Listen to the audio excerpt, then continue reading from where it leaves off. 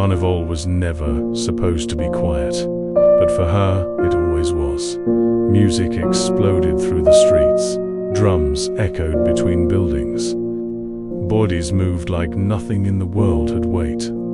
Yet, she walked through it all feeling untouched, invisible. She wore colors because everyone did. Feathers brushed her shoulders. Glitter clung to her skin. But none of it belonged to her. Carnival, she had learned, was a place where people hid their loneliness behind noise. And she was very good at recognizing loneliness. She hadn't planned to be there. Carnival had found her the same way it finds everyone else, by refusing to be ignored. He noticed her because she wasn't dancing. That was the first thing. Everyone else moved with the rhythm, surrendered to the chaos, let the night carry them. She didn't. She stood still, watching, as if she were afraid that if she moved, something fragile inside her might break. He was dressed like someone who belonged. Smile easy, posture relaxed. A man who knew how to disappear into a crowd without losing himself. At least, that's what it looked like.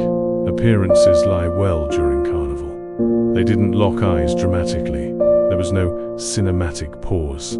Just a moment where he realized she was alone, and she realized she had been seen. She almost turned away. Instinct. Connection had always arrived in her life, disguised as risk. He approached slowly. Not because he was nervous, because the night was already loud enough. "You look like you're somewhere else," he said. She smiled politely. "That's because I am. Most people would have laughed." He didn't. He nodded. "I know that place," he replied. That was the moment something shifted. Not attraction, recognition. They walked together without deciding to. Side by side. No touching. The music followed them like a reminder that joy was happening somewhere else. She told him she hated Carnival. Not the celebration, the expectation that happiness should be loud, that freedom should look the same for everyone. He told her he loved it, not because it made him happy, because it distracted him. They stopped under a string of lights, yellow, flickering, almost tired. She asked him why he was really there. He didn't answer immediately. Carnival was full of lies. He didn't want to add another one. Because for a few days, he said, no one asks who you're supposed to be. That honesty landed deeper than flirting ever could. She realized then that she wasn't lonely because she was alone. She was lonely because she rarely felt understood. Around them, people kissed. Strangers promised forever.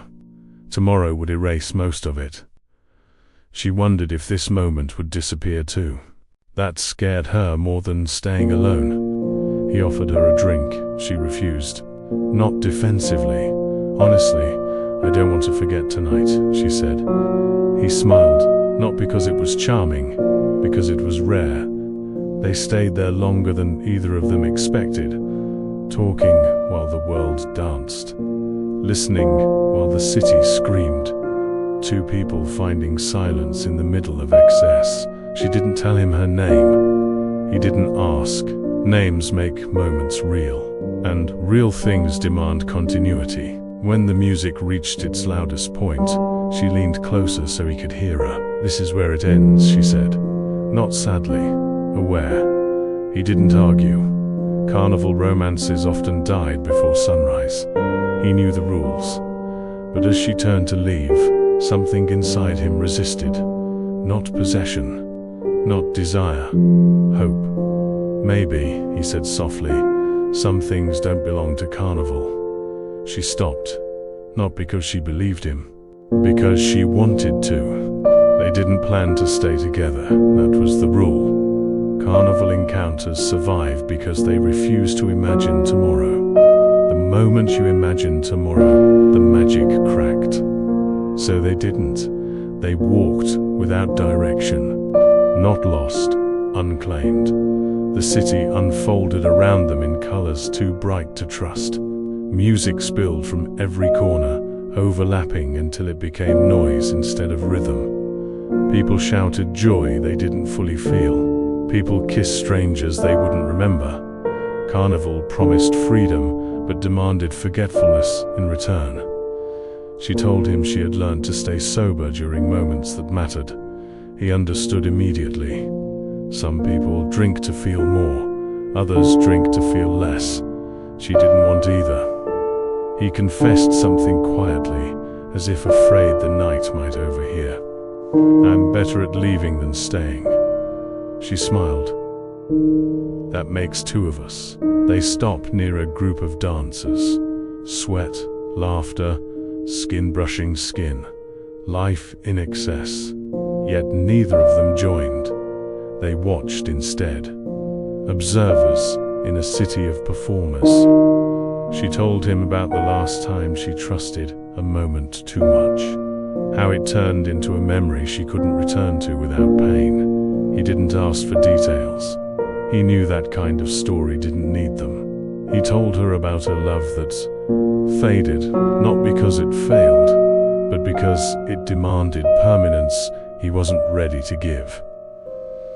"I left before it became resentment," he said.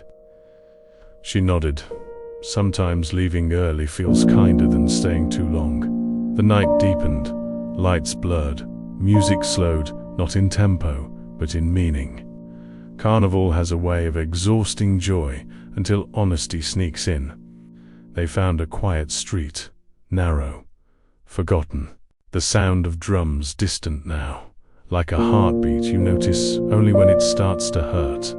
She leaned against a wall. He stood a little too far away. Not awkward, intentional. "I don't usually do this," she said. He smiled softly. "Neither do I."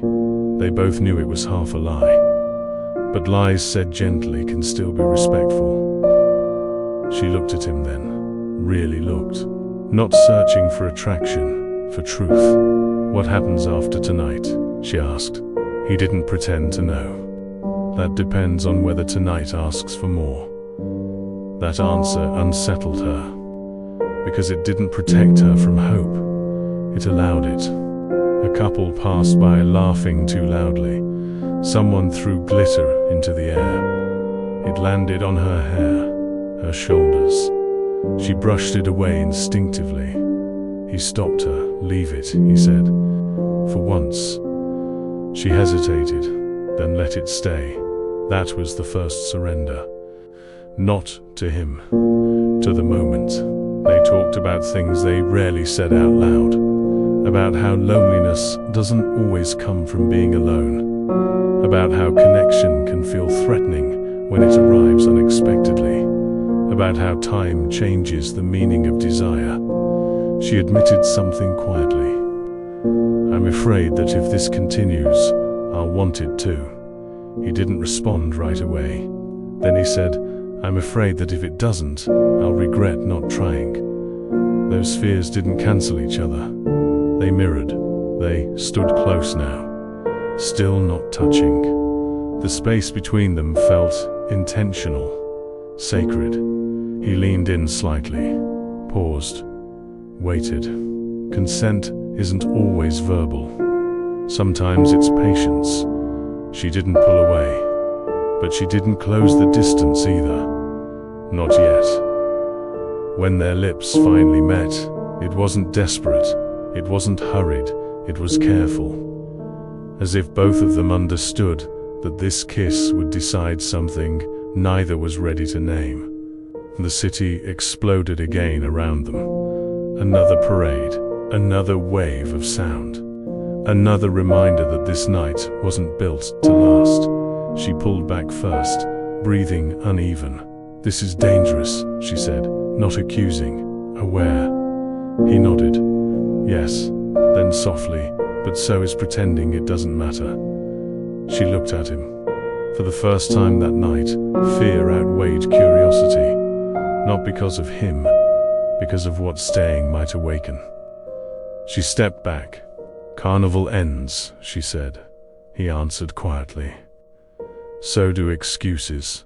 Morning always always arrives quietly after Carnival, as if the city itself is ashamed of what it allowed the night to become. The music was gone. The streets were still littered with color, but the energy had drained out of them.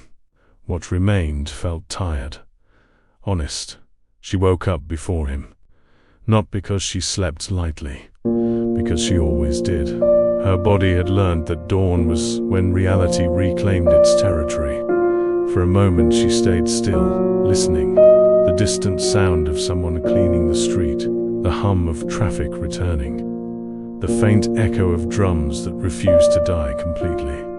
He slept peacefully. That unsettled her. Peace had always felt temporary, borrowed. She studied his face in daylight. Night is forgiving, morning is not. Lines appeared where shadows had hidden them. Details sharpened. Truth arrived. He looked real. Not perfect. Not imagined. Real enough to hurt later. She sat up slowly, wrapped herself in silence. The glitter from the night before still clung to her skin. In daylight, it looked misplaced, almost embarrassing. She remembered everything. The walk, the kiss, the way her fear had softened. That was the part she couldn't forgive herself for. He stirred, opened his eyes. For a second, confusion crossed his face. Then recognition, then something gentler. "Good morning," he said, not romantically, carefully. She nodded. Morning. The word felt heavier than it should have. They didn't rush to fill the silence. That mattered. Silence in the morning exposes intention. She asked the question she had avoided all night. Who are you? When it's not Carnival. He didn't joke, didn't deflect. He leaned back slightly, grounding himself. I'm someone who doesn't stay long enough, he said. Not because I don't care, because I'm afraid that caring will trap me. That honesty hit harder than calm ever could. She answered with her own truth. I'm someone who leaves before things ask for continuity. They looked at each other. Recognition again, but sharper now. She stood, began gathering her things.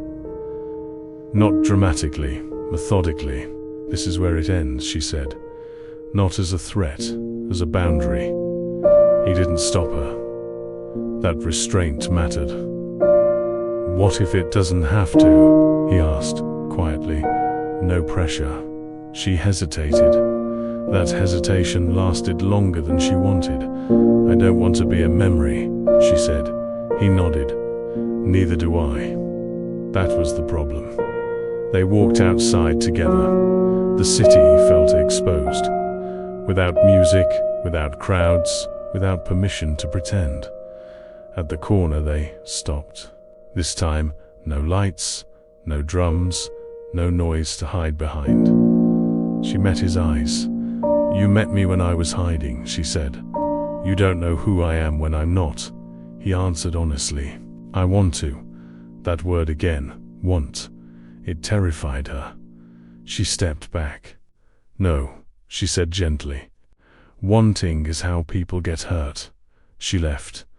Not running, not crying, walking, as if leaving was the only way to keep something intact. He watched her disappear into the morning crowd. Carnival was over. But something else had begun. The city cleaned itself quickly. That's what cities do after excess. They wash the streets, collect the trash, erase the evidence that anything extraordinary ever happened. Carnival disappeared in days. What didn't disappear was the silence it left behind. She felt it the first morning she returned to routine.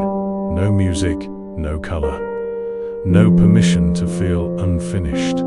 Just the weight of ordinary hours. She went back to work, answered emails, spoke to people who didn't ask how she really was. Her life slid back into place, too easily. That scared her, because something had shifted, and the world hadn't noticed. She caught herself replaying small details. The way he waited before touching her. The way he listened without trying to steer the conversation. The way he didn't promise anything. Those were the things that stayed. Not the kiss, not the glitter. She told herself it was normal. Carnival romances always lingered longer than they should. The city was built on unfinished stories, but this one felt different, not louder, quieter. He felt it too, but differently. He returned to his apartment and noticed how empty it felt. Not lonely, unoccupied, as if something had briefly lived there and left behind a trace too faint to name. He didn't check his phone obsessively, didn't search for her online, didn't try to recreate the night. He knew better. Chasing moments kills them. Instead, he noticed changes in himself. How noise irritated him now. How crowds felt heavier. How silence felt inviting. He realized something unsettling. Carnival hadn't distracted him. It had stripped him. They didn't speak. Not out of pride. Out of respect for the boundaries she had drawn. Respect can be cruel when it prolongs longing. Days passed. Then a week. Then another. Time did what it always does. It normalized absence. She tried to forget deliberately. She filled her evenings. Accepted invitations she would normally decline. Stayed busy enough not to listen to herself. But late at night, when distractions failed, the same thought returned. What if leaving wasn't strength this time? She hated that question, because it didn't accuse him. It accused her pattern. She had always believed that safety came from control, that walking away early preserved dignity, that love, if allowed to grow, would eventually demand something she couldn't give. But Carnival had exposed something uncomfortable. She hadn't left because she didn't want him. She had left because she did. He sat with a similar realization. Different words, same weight. He understood now that he didn't fear commitment. He feared permanence without depth. And with her, depth had arrived too quickly. That frightened him, but not enough to wish it away. One afternoon, he walked past the street where they had kissed. Not intentionally. Memory pulled him there. The lights were gone. The walls were bare. The magic was absent. And yet, the place felt full. That was when he understood. Carnival hadn't created the connection. It had only removed the excuses. She felt the same truth surface days later. Standing alone in her kitchen, doing nothing special. She realized she was tired of being the one who always left intact. Intact doesn't mean fulfilled. She didn't want to run back to him. That would have been easy. She wanted to choose differently.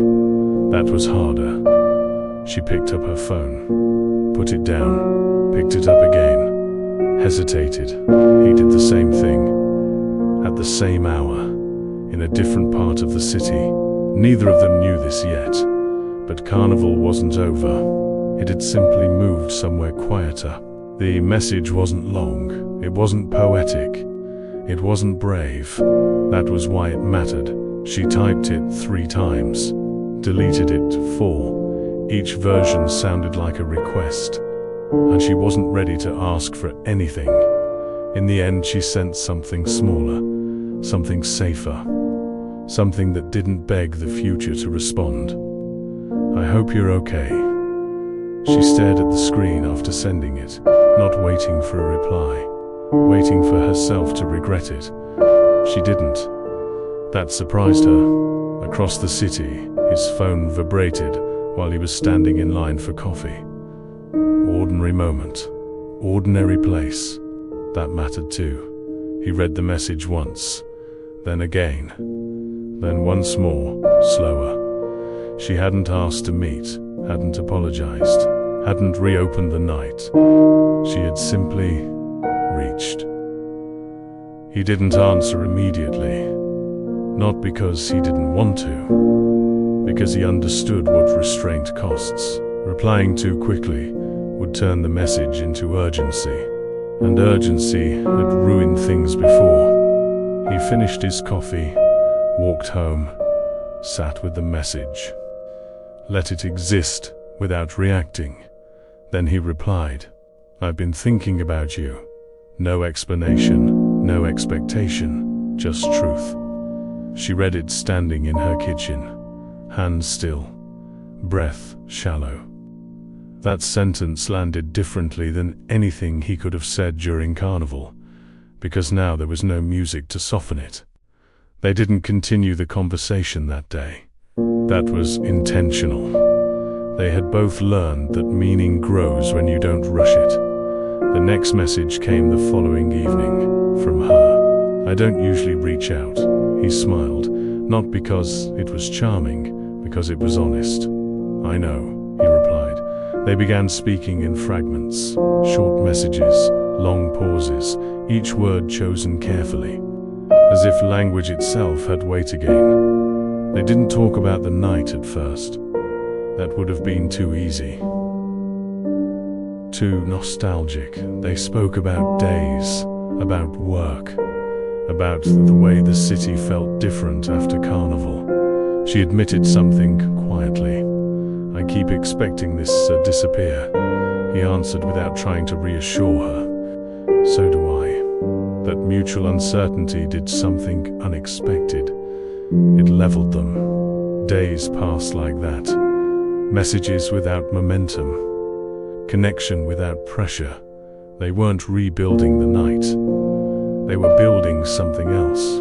One afternoon she wrote something she hadn't planned to. "I don't know what this is."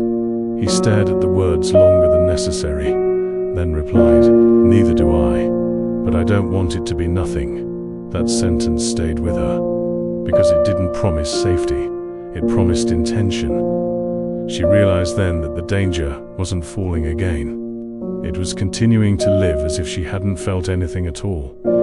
He felt the same fear from the opposite side, not of closeness, of repetition, of losing something real because he refused to claim it. They finally agreed to meet. Not dramatically, not immediately. They chose a day, a place, neutral, no music, no masks. She felt the weight of that decision immediately. Meeting again meant rewriting the story. There would be no excuse this time. He understood it too. Carnival had protected them from consequence. This meeting wouldn't. They chose a place with no memory. That was intentional. No music, no crowd. No shadows generous enough to hide hesitation. Just daylight. She arrived first. She always did. Arriving early gave her time to settle her body before emotions caught up. She ordered coffee she didn't really want. Sat where she could see the door. Old habits don't disappear just because someone makes you feel safe. When he walked in, she recognized him immediately. Not because he looked the same, because he didn't. The night had softened his edges. Daylight returned them. The confidence was quieter now. The ease more deliberate. He looked like someone who had thought about what he was walking into. That mattered. They smiled. Not wide, not nervous, acknowledging. "Hi," he said. "Hi," she replied. The word felt heavier than it had any right to be. They didn't hug, didn't touch. Physical closeness would have been dishonest too soon. They sat across from each other like people about to tell the truth. For a moment, neither spoke. Silence settled. Not awkward, intentional. "I was afraid you wouldn't come," he admitted finally. She nodded. So was I. That symmetry surprised them both. They spoke slowly, carefully, about ordinary things. Work, weather, the way the city felt smaller after Carnival. None of it mattered. All of it mattered. She watched his hands while he spoke. Steady, open, not reaching. That restraint reassured her more than affection ever could. He noticed how she held herself, upright, composed, as if she were bracing for impact. He understood that posture. It belonged to people who didn't trust ease to last. "I don't want to recreate the night," she said quietly. He nodded. "I don't either." That agreement felt like relief. They talked about fear, not abstractly, personally. She told him about her habit of leaving before things demanded permanence, about how love, to her, had always arrived with expectations she couldn't meet without losing herself. She didn't soften it. He didn't interrupt. He told her about his pattern of staying just long enough to avoid regret, then leaving before responsibility felt heavy, about how he mistook freedom for absence. He didn't justify it. She didn't judge. That exchange did something subtle. It removed fantasy, and in doing so, it made the connection stronger. She realized something unsettling. Without the night, without the masks, without the music, she still wanted to be there. He felt the same clarity. This wasn't chemistry, it was recognition. They laughed once, softly, at the irony. Carnival had promised escape. Instead, it had led them here. "I don't know what this becomes," she said. He leaned back slightly, grounded himself. "Neither do I," he replied. "But I know I don't want to rush past it." That sentence mattered, because rushing was her fear, and stagnation was his. They stood to leave together, not as a couple, as two people who had chosen not to walk away again. Outside, the city moved normally. People hurried, cars honked, life continued, indifferent to their hesitation. At the corner she stopped. "This is where I usually leave," she said, not as warning, as confession. He looked at her, not pleading, not certain, present. "What if this time," he said, "you stay long enough to see what happens?" She breathed in slowly. The answer didn't come easily. That was how she knew it mattered. "I can't promise," she said. He nodded. "I'm not asking for promises." They stood there a moment longer, then walked in opposite directions. Not because it was over, because it wasn't. They didn't define what they were doing. That was the agreement, unspoken, necessary. They began seeing each other in fragments, an afternoon coffee, a walk after work. Messages that arrive without urgency, nothing dramatic, nothing performative, just presence, measured carefully. She noticed how different this felt. There were no expectations pressing against her chest, no timeline implied, no silent countdown to disappointment. That scared her more than intensity ever had. He noticed it too. How easily she could disappear if something felt rushed. How carefully she protected her autonomy. He understood that closeness, for her, was not instinct. It was choice. Repeated daily, they spoke about ordinary things. Movies they hadn't finished. Books they carried but rarely opened. Memories that surfaced without warning. They avoided declarations. Declarations simplify things too quickly. She tested boundaries unconsciously, cancelling plans at the last minute. Growing quiet without explanation, watching to see if he would retreat. He didn't, but he didn't pursue either. He stayed exactly where he was, available, not demanding. That unsettled her. People usually responded to distance with distance, or pressure. He offered neither. She realized then that love didn't always arrive loudly. Sometimes it waited. He tested boundaries too, sharing more than he usually did, letting silence stretch, not filling every space with reassurance, watching to see if she would stay when there was nothing to chase. She did, not every time, but often enough to matter. They learned each other's rhythms, her need for space, his need for intention. Neither tried to correct the other. Correction turns connection into hierarchy. There were moments of tension, when she pulled away too sharply, when he hesitated too long. They didn't argue, they paused. Pauses did the work arguments usually fail to do. One evening, they sat together without speaking for a long time, not distracted, not uncomfortable, just still. She realized something quietly. She wasn't bracing for the end anymore. That frightened her. 'Cause endings had always been easier than uncertainty. He realized something too. He wasn't planning his escape. For the first time, staying didn't feel like surrender. They never said, "I love you." That mattered. Those words carry expectations. They let actions speak first. She reached for his hand once, briefly, not possessively, just to confirm something real. He didn't squeeze, didn't react. He let the moment exist without amplifying it. That restraint deepened it. They laughed more now. Not loudly, easily, as if the tension had softened enough to allow joy through.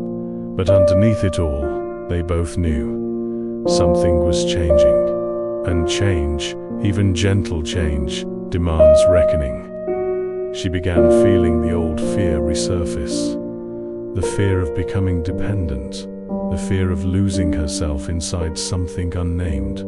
He began feeling his own fear, that if this continued, it would eventually ask for clarity. And clarity had always terrified him. Neither spoke of it, not yet, because sometimes growth needs silence to finish forming. The moment didn't arrive dramatically. It never does. Moments that matter most usually look ordinary while they're happening. They were sitting together on a quiet evening. No plans, no occasion, no borrowed meaning, just time. She felt it before she understood it. That familiar tightening in her chest. The signal that something unspoken had grown too large to ignore. She had spent her life leaving before this moment, before words demanded alignment, before presence asked for direction. But this time, leaving felt dishonest. "I need to say something," she said. Her voice didn't shake. That mattered. He didn't interrupt, didn't brace. He leaned into the silence instead. "I'm afraid," she continued, "not of you. Of what staying might change in me." He nodded. Not agreement, recognition. "I'm afraid too," he said quietly.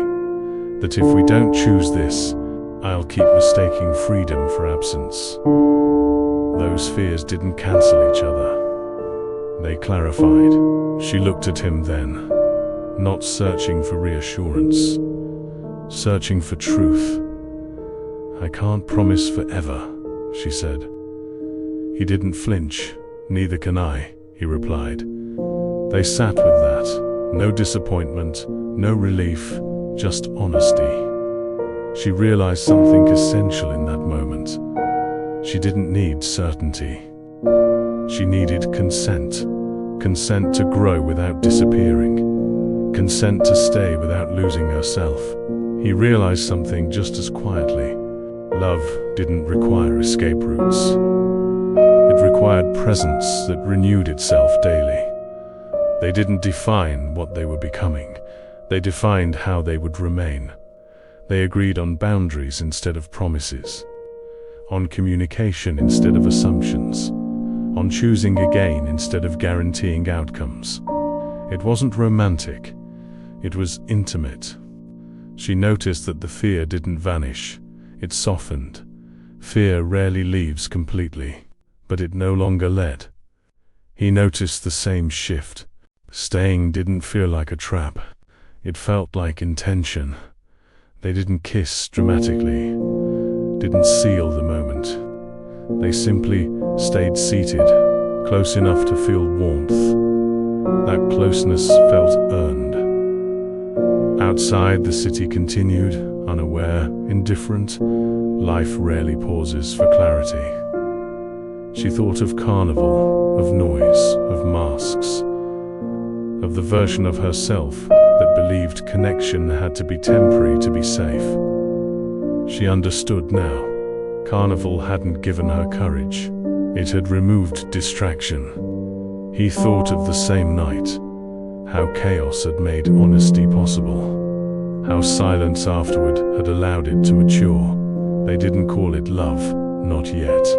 Not because it wasn't, but because naming something too early can limit it. They chose something quieter. Commitment without illusion, desire without possession, presence without performance.